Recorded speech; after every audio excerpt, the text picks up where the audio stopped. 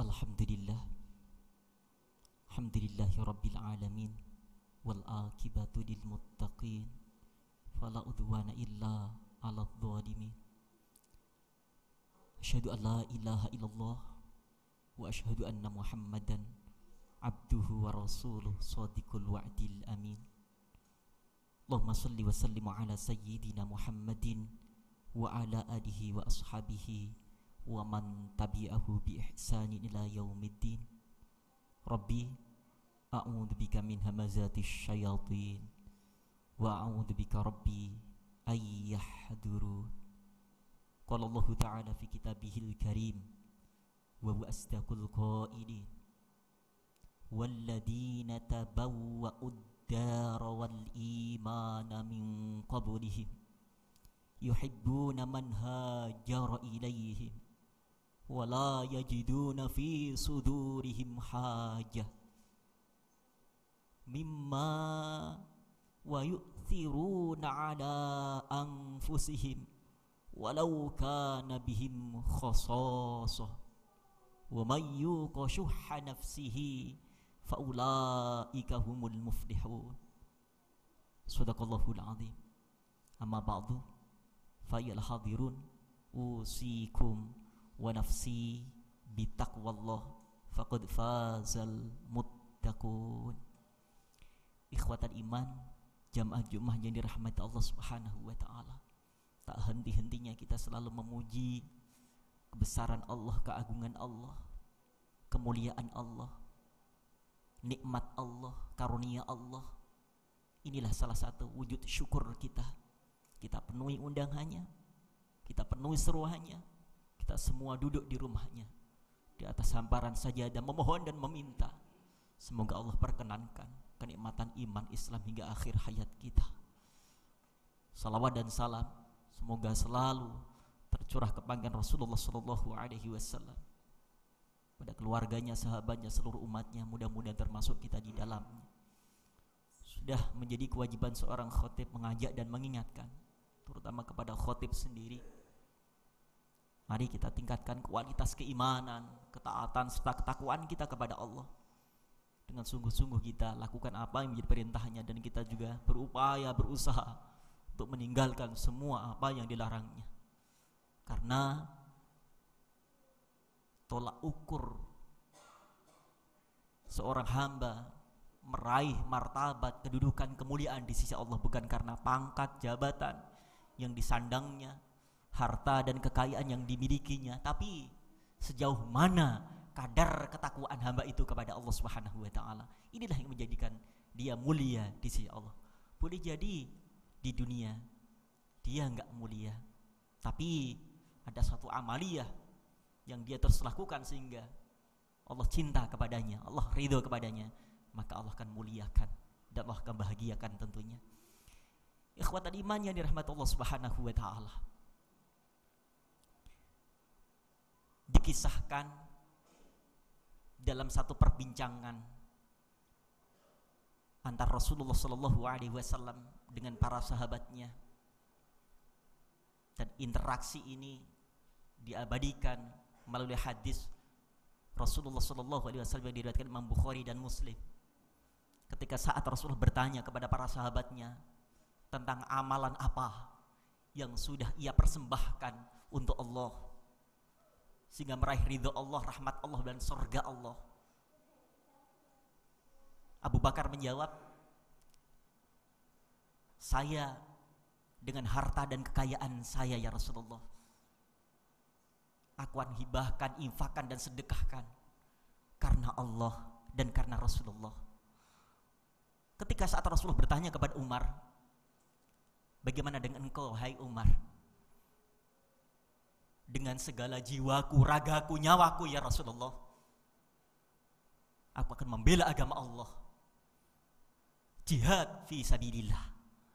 Ketika saat bertanya kepada Utsman bin Affan, Utsman menjawab dengan kumandang dan lantunan Al-Quran. Mudah-mudahan menyita perhatian dan cinta Allah. Aku hanya bisa mengkhatamkan sekali dalam sehari.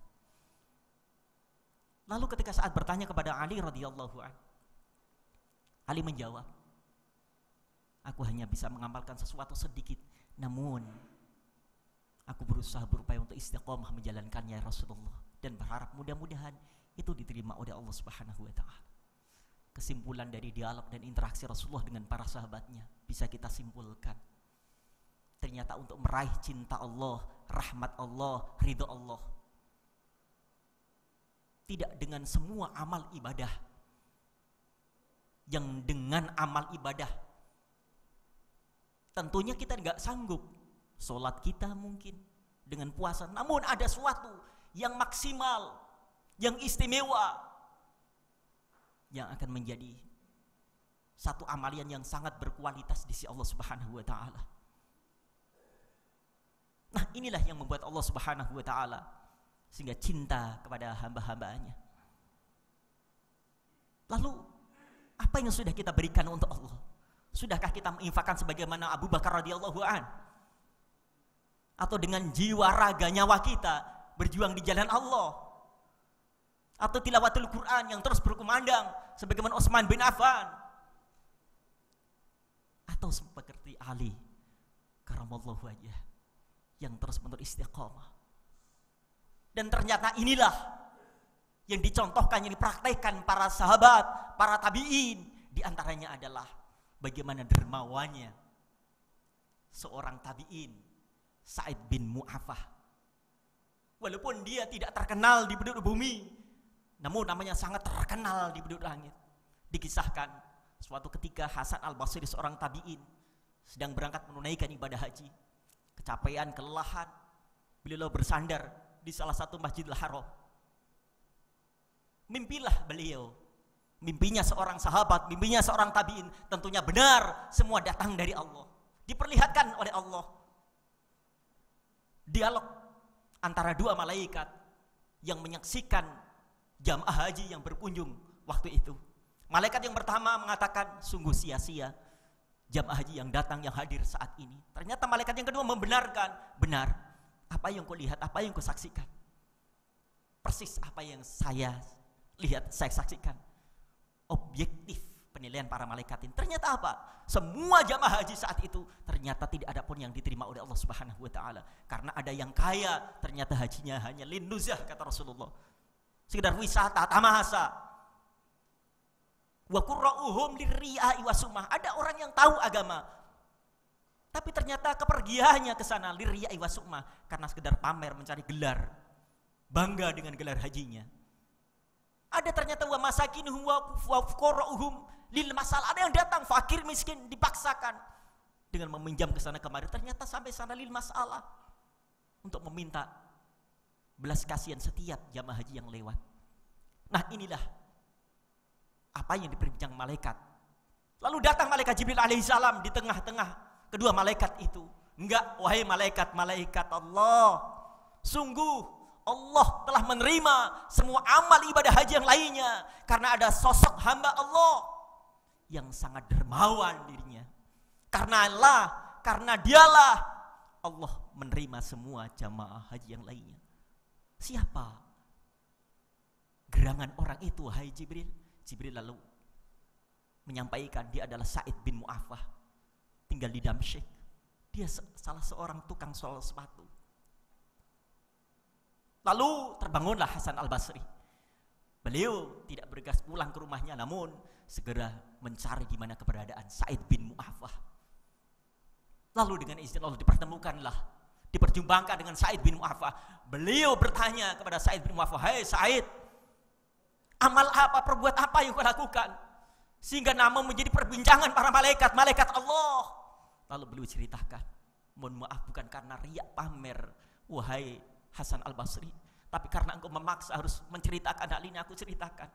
Mudah-mudahan engkau bisa menyimpan amaliyah yang aku lakukan ini baik. Demi Allah, aku akan merahasiakannya." Ceritakanlah. Beliau adalah seorang tukang sol sepatu. Setiap harinya mendapatkan hanya beberapa dinar. Lalu dia tabung sebagian, yang sebagian lain dia sedekahkan. Setahun, 2 tahun, sampai puluhan tahun, dengan harapan tabungan itu ternyata untuk menunaikan ibadah haji.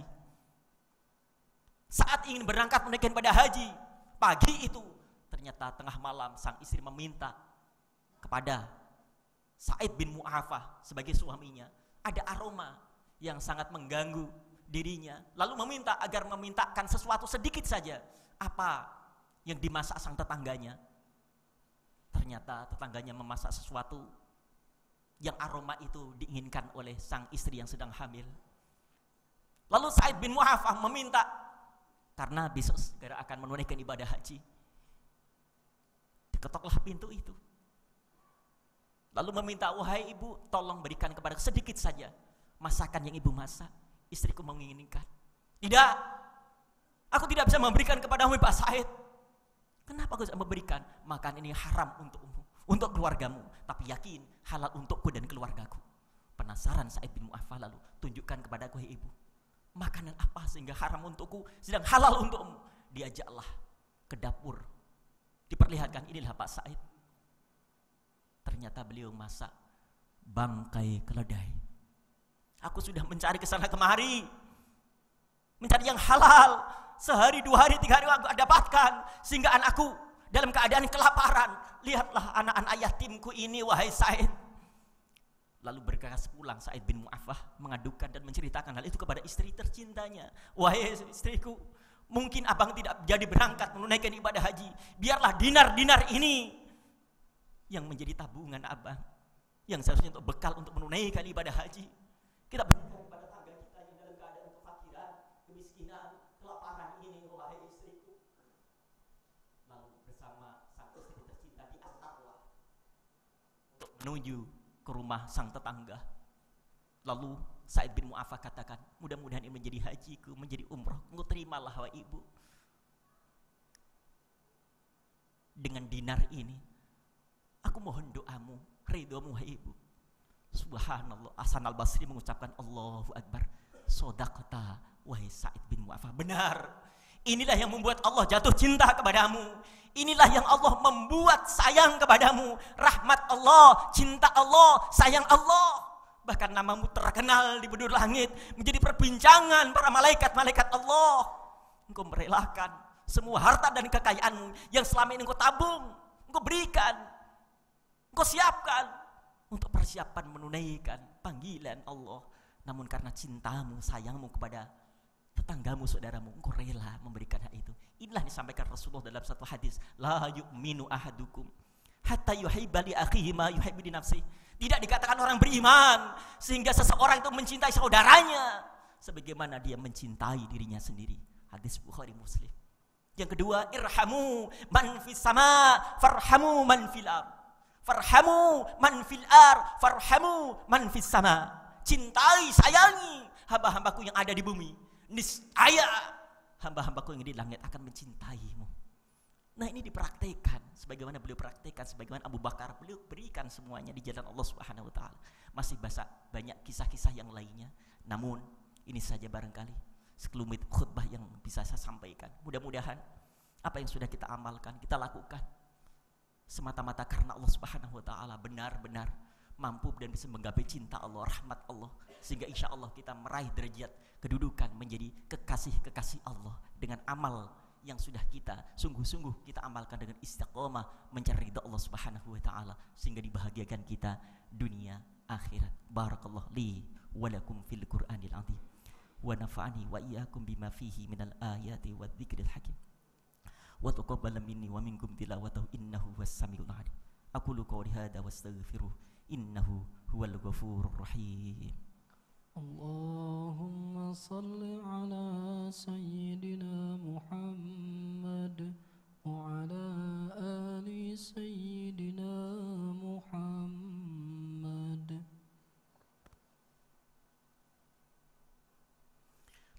Alhamdulillah, alhamdulillahilladzi hadana li hada wa ma kunna linahtadiya laula an hadana Allah.